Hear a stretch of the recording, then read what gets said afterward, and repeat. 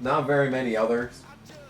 When you go in that game and you race for a few seasons, eventually new drivers will take over the reins of retired drivers, and Brian Vickers is one of them. I got him one win. Coy Gibbs is another. I also got him one win. Ron Hornaday, I got him 2 wins. The second one wasn't even going to be his win until there was a late race restart, and he restarted in third, and I was like, okay, fine. So I dropped back and allowed him to pass me and win. The first time, though, it was a little bit more legitimate. Yeah, there's another guy. He's a fake driver called Winston Kelly. He won the Rookie of the Year and took over for Stanton Barrett in the 60, and I was like, sure, I'll like this guy. So I think he has about 13 wins, too. When I finished the previous season, 2011, it said that Jeff Green retired, but I discovered a few seasons back that if you go to the silly season after every year, it'll change. And I discovered that when Brian Vickers kept trying to take over for Mark Martin in the 6, and I was like, fuck that shit. So, I kept going in and going out and trying to make things perfect.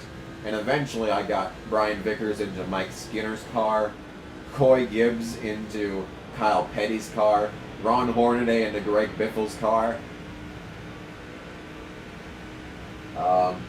Chase Montgomery was in Bill Elliott's car. Kevin Grubb is in Dale Jarrett's car. David Green is in Rusty Wallace's car. Is that everyone? Kevin LePage retired. Didn't do anything. Stanton Barrett retired and didn't do anything. Jack Sprague retired and didn't do anything. There was a lot of guys that left their cars. Like, the one thing that actually did happen, though, was Ward Burton retired and Scott Wimmer took over for him in the 22. So that actually did happen in real life. Except, okay, I like this. I can accept this. Except it didn't take until 2010 for that to happen. So, yeah. That was a little bit of a stretch as far as that goes.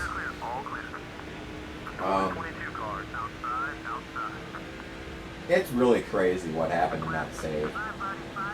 I tried starting a new one because I wanted to have a save where I had easier things to do, because the sponsor expectations are really bullshit, because some of the sponsors want you to finish first in every race and qualify first in every race. And I find that to be quite impossible. A lot of the tracks I literally cannot start better than 30th. And I'll start 30th and that'll be my track record, and I'll be like, what the fuck is this shit? And then I'll work my way through the field in 2 laps. Yeah.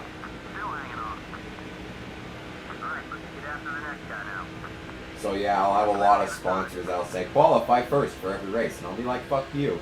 So I'll sign a new sponsor. And for a while I couldn't do that. Every single sponsor would say, qualifying first. So I just went through a whole bunch of different sponsors.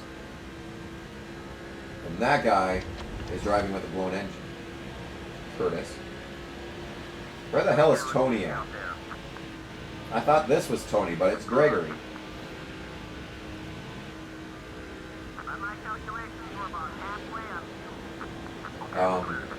Where was I? It is a really interesting save what has happened over the years.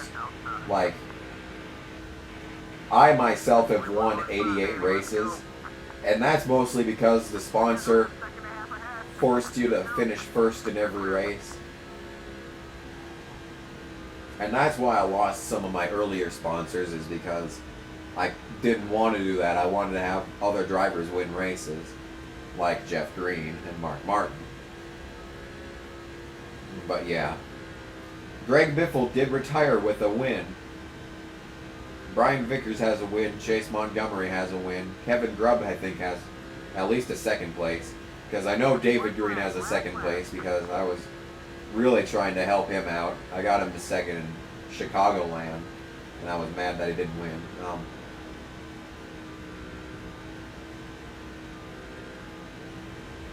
That's really all of them that I really try to help.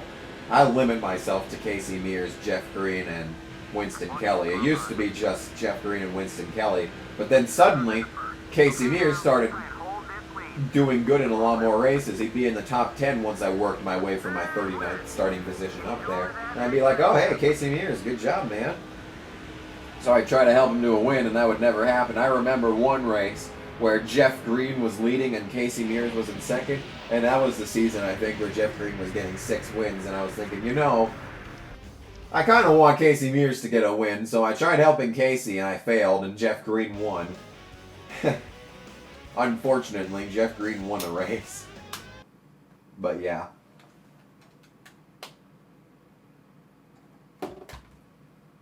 Yep. That's how that goes. So let's shift our conversation away from NASCAR 2004.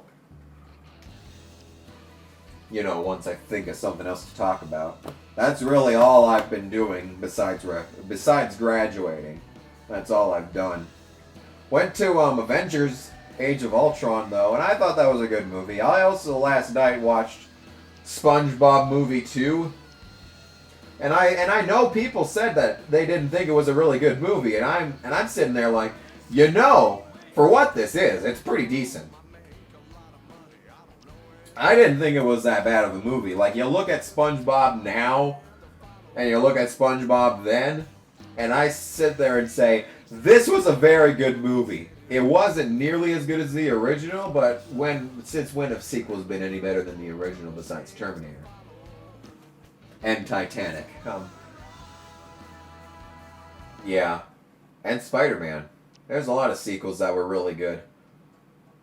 I was going to originally make a top 5 list as to my favorite sequels that outshine the originals. But that was a dream back in 2012 when I was first thinking of starting the channel. And ever since then, I've kind of gotten caught up in playing games, you know, on this gaming channel.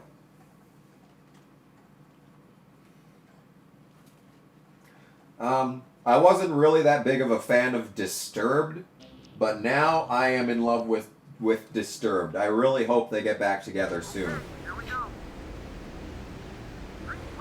Like, 10,000 Fist is awesome. I love Decadence, or Decadence, or whatever you want to call that. Pain Redefined, Stupefy. Of course, Land of Confusion. That's the reason why I like Disturbed, is because I downloaded Down With the Sickness because I remembered that song from a long time ago. Always thought of it as a meme song and didn't think I'd actually like the song itself until I listened to it, and I was like, hey. Oh wait, it was because I played it on guitar and I listened to it and I was like, hey, this is pretty good.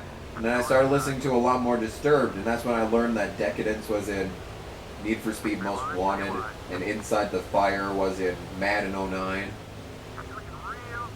And I started liking Disturbed a lot more. But yeah.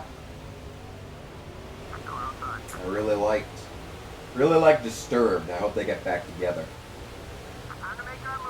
The first taste of Disturbed that I legitimately got was probably for, I don't know what they're called, Fight or Flight, I think. First of the Last. That was back in the early days of my YouTubing career when I first started turning off ad block on YouTube so that people could get paid. I turned it back on eventually because there was one ad that kept fucking up my browser, because whenever it came on, like, the browser would not allow me to view the video because it would always say that the page was not responding. But that was just because it was an ad. And eventually I got the spyware out of that caused that to happen, and I never turned off ad block again until I started getting partnered, and I wanted to Because if I'm going to sit here and gain ad revenue off of videos, I should at least allow other people to gain ad revenue off of my views.